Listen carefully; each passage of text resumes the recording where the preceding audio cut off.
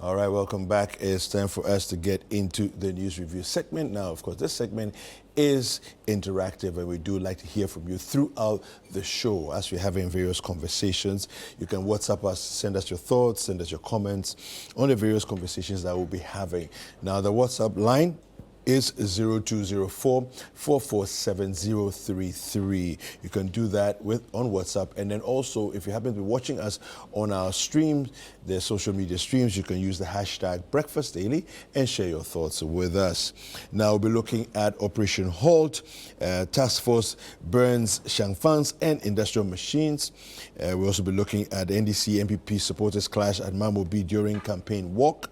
We'll be looking at court blocks Cynthia Morrison's independent bid for Agona West, and ADB Development, Agricultural Development Bank, Kwabuman Hine resigns as board chairman over a 12 million Ghana cedi scandal. We'll be looking into all those stories. And I've been joined by Ibrahim J. He is Assistant Secretary at the Office of the President. I'm also expecting Victor Adawudu later from the NDC side.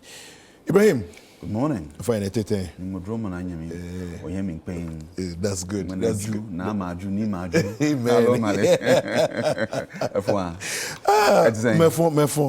Yeah, we have to try and make the language. That one I don't know. Alafi. Okay.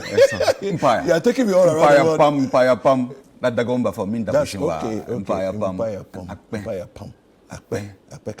You know that one. Yes. Yeah. And to Ghana we say melon. Which is? We love you. Oh, I love you. Melon. Wonderful. Yes, sir. We're going to get into the stories. Let's look at the Operation Halt. Okay. I have a couple of things I want to read on that. Let's go to ChannelOneNews.com. We have here, it says 18 Changfans and 10 water pumping machines and excavators burnt in Galamsey crackdown.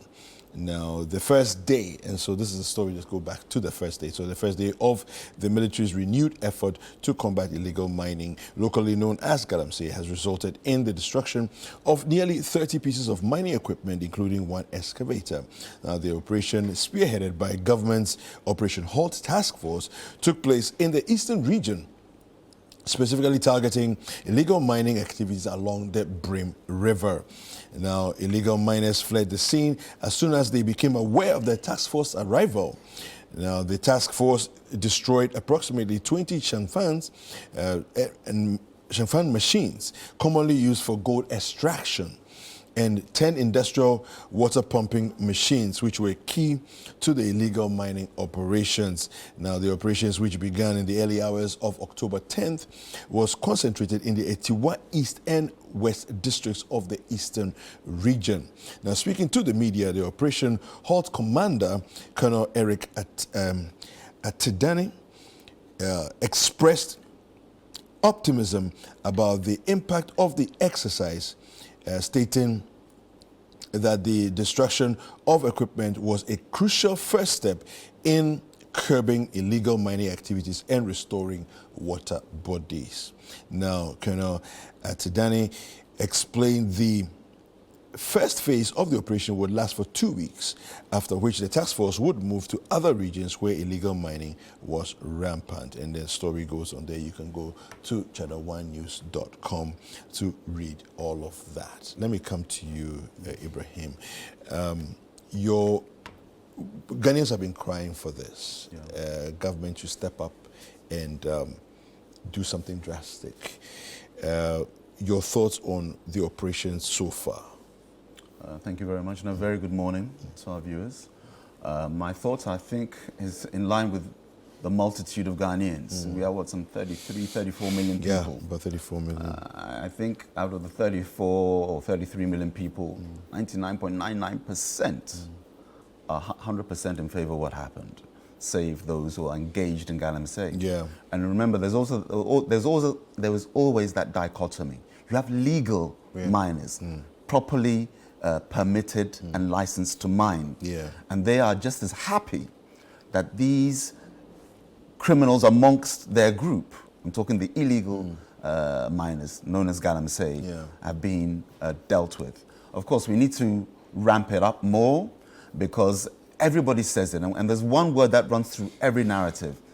This is an existential threat. Yeah. It's something that can actually affect our existence. Yeah. And so what we've seen with Operation Halt, what the government has taken, the position of the president, making sure that the voices are heard and action is taken. We say a big ayako, but there's more needs to be done. And I trust and I'm confident that moving forward, this will continue to be properly executed, if I can put it that way. It's very good because what it does, it feeds into the wider narrative. We don't want a 7-day wonder or a 9-day wonder. Yeah. We want a holistic, how can I say, sanitization of our water bodies and that area. And having the military, the police, all stakeholders engaged.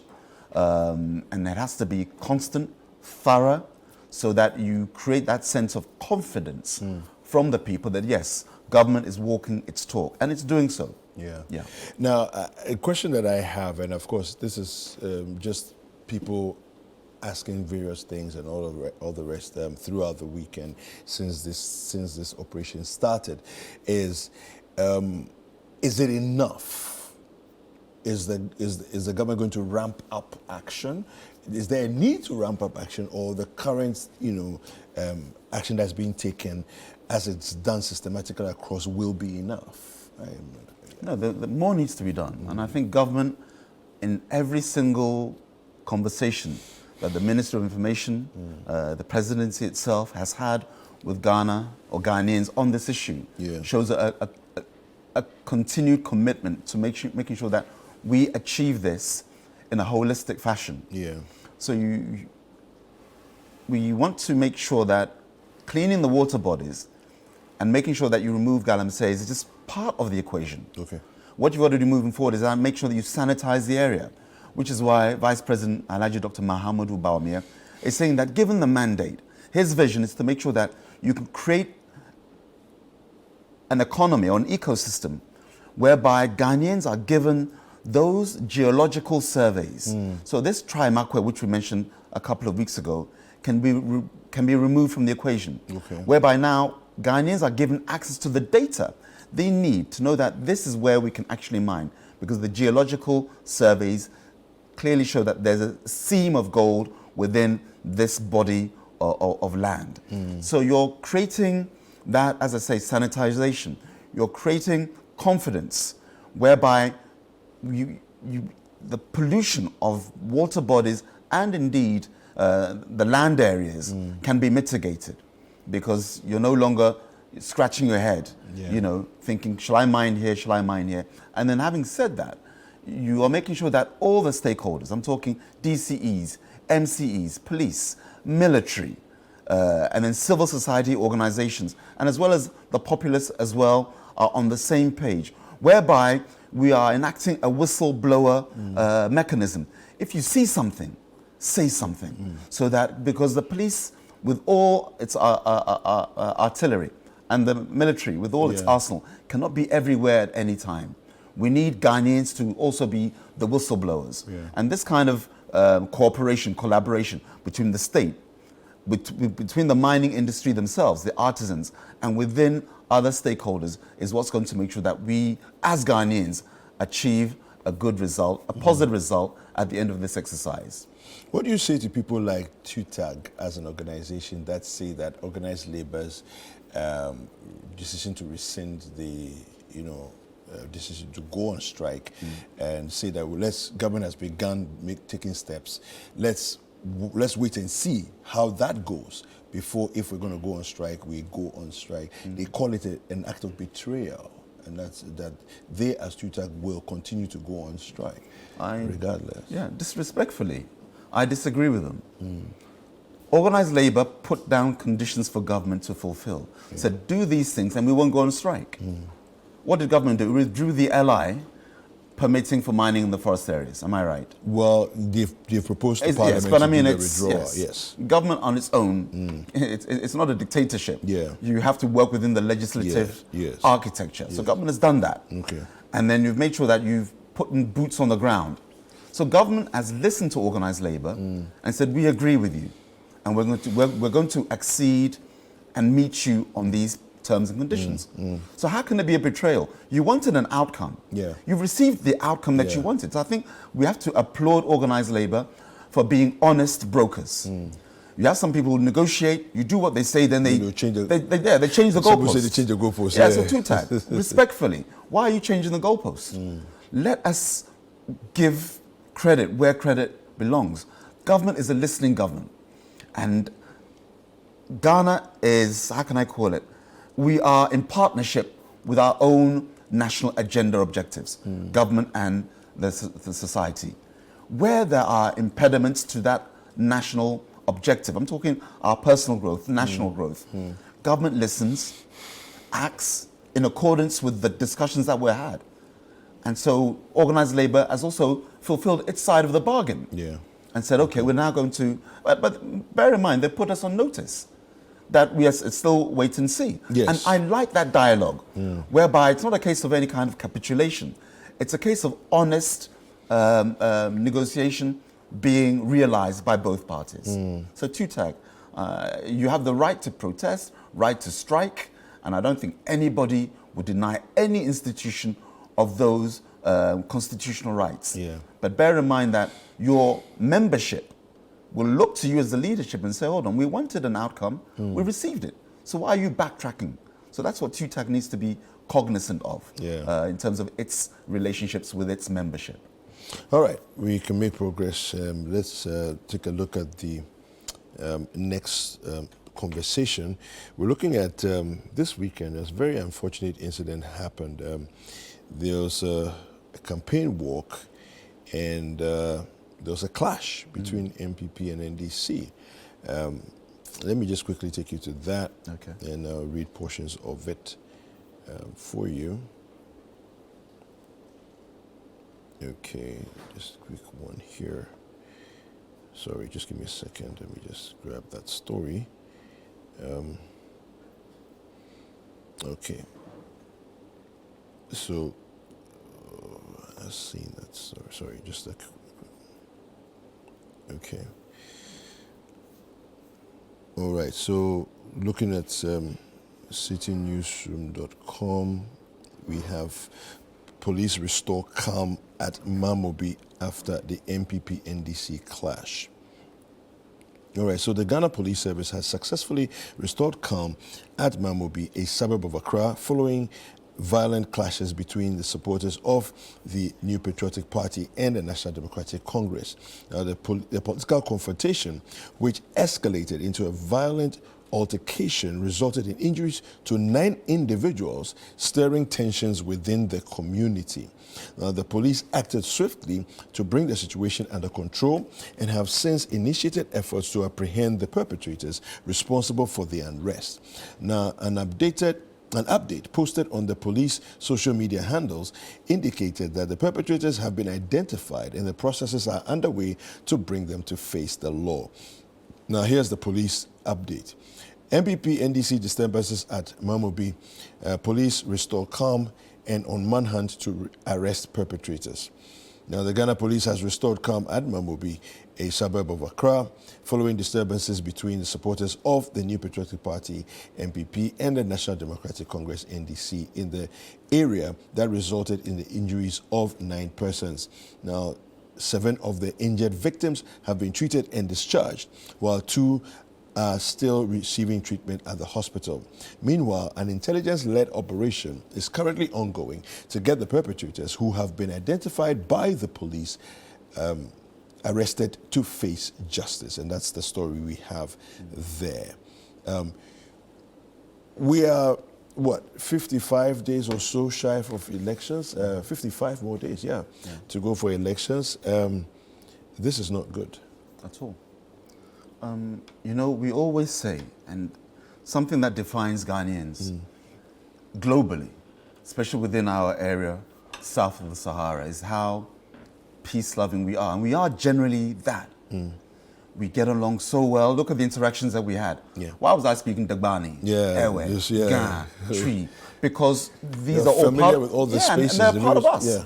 It's part of our fabric. Yeah. If I see my Dagbani brother, you know, I feel Dagbani. Yeah. If I see my brother Afanti or Ga, Krobo, you get to me, Ewe, we don't really distinguish ourselves. No. We have this parlance whereby we can joke with each other and speak with each other because we have that connection with each other. And that plays out within our democracy. Yeah. That's why it's so peaceful.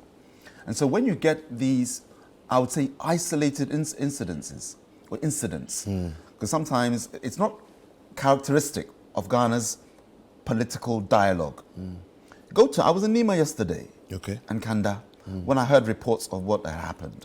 You know, and we were all shocked. All of it, and I'm sure both NDC and MPP, we were shocked that sometimes it just takes a few individuals to mar the whole process. What I heard was that there was 2 health walks. MPP were going one route, NDC also having their route, and there was a clash as to who should take one particular route. It doesn't need to come to this. And I think I speak for everybody, NDC and MPP, whereby we all condemn those individuals. Let's understand it. It's individuals. It's individuals. Yeah. I'm sure hundreds were doing the health work, if not thousands, amongst the 2 parties. And this happens every single week. The health walk. So you have to understand what happened this time round. Sometimes we just have to remove the individuals. You know, we want Ghana to succeed. God will, inshallah, it will succeed. And we'll continue to jaw and break bread with each other. I'm talking the main political parties and all other political parties. It's inimical. It's not part of our character in our democratic dispensation. And Ghanaians know this, and that's why all parties are condemning those individuals responsible for this criminality, let me put it that way. I believe that there needs to be swift action. And of course, the police have already said that they are on a manhunt for the rest of the people who were involved in, you know, and arrest them and deal with them. But I want to tie that into something that Emil Short said. Prosecute perpetrators of the 2020 general election killings. And Emil Short is suggesting in this article, let me just read just portions of it here for you. He says here, and I quote, "As of today, the case has still not been resolved and no prosecution has taken place."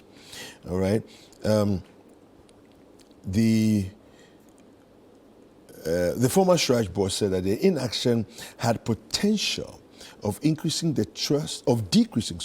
trust level in the justice delivery system in the country, which could threaten the peace of the 2024 general election.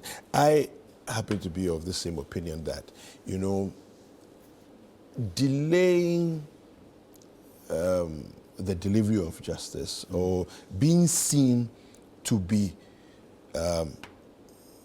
firm when things go wrong and deal with things properly sends a strong message to those who would be, you know, future perpetrators of such things, that if we do it, no matter how long it takes, they'll come for us. You know, so let's not get into this, you know. And I think that's really what Emil Short is also calling for here. Just tie that into what's happening. I fully agree. In 2012, we had, again, not to be political, but because we're speaking in that sense, we had 12 Ghanaians, first and foremost, before I mention their political colouring, MPP, who were killed in the Volta region. Then you had at the police station, do you remember, again, so that was 2008, and then 2012, the one by Katamanto, the police were there directly, where some of the personalities were in the police station and they were attacked. I mean, this is the political violence I'm talking about. To date, those perpetrators have still not been brought to book. I'm in no way, shape or form equalizing. But you need to set the background to understand that this is something that affects we as a body politic. You cannot say one party is wrong and another party is an angel. It cuts across. And I think this is where, as you mentioned, where the judiciary have to be upstanding and firm, to use your language, your vocabulary, because then it sets a precedent across board. And I think gradually we are getting there. You're finding incidences where, in the political space, remember there was an incident where I think an MPP person, linking to the previous conversation we had, I think it was a chairman of a constituency or somewhere, or DCE, if I remember correctly. I think it's 2 years ago. Forgive me if my memory has escaped me. The government quickly prosecuted that individual, regardless of your political leaning. And I think the more we do this, it gives confidence to Ghanaians as a whole, that regardless of your political affiliation, if you are found to do wrong, justice will, be meted out onto you. So I agree with you, but I just wanted to give that background so that we as Ghanaians can understand that it's not one political party, but it's holistic. And I think with each administration, we need to be more firm, because these things will happen. And again, I want to say this holistically. How many voters are there? We have 16 million voters. 16 million. Again, one life. Dr. Mahamudu Bawumia, the Vice President, said he does not want one drop of blood to be shed regarding his pursuit of his mandate to make sure that he can give Ghanaians a hand up as opposed to hand out, to re-energize the economy, make sure that you can put 1 million youth back to work, expanding equity for every single person. In his pursuit of making sure that we have a credit scoring system whereby every individual can now be classified financially, because now there's 100% financial inclusion. So you can have access to, consumer goods, whereby government can be that collateral for you. Making sure that we expand free SHS, the TVET system. All of these things that he's pursuing to make sure that Ghana grows together. He doesn't want one spot of blood dropped. And I'm sure the same goes for others as well. Let me be fair in my submission here. Given the agenda of Dr. Mahamudu Bawumia, why on earth would some individuals do that and mar for the rest of us? The reason why I mentioned that we are 60 million voters is to say that these individuals who cause these things then cast a bad light on the rest of us who queue up, campaign, we break bread, we go to chop bar, which means if you don't let me take your fufu, you're not getting you won't get my soup. Easy like that. And that's how, the majority of Ghanaians do our political campaign in this spirit. But when we hear these individuals, and like I'm saying, there's loss of life. I don't want to diminish the loss of life. But in the scheme of things, we, both political parties, need to call out those individuals amongst us who are doing disservice to our body politic. Right. I think it's a good call there. We're going to take a quick break. When we're back, we'll delve into some other stories that we have for today. Okay. All right. We'll take a quick break and we'll be right back.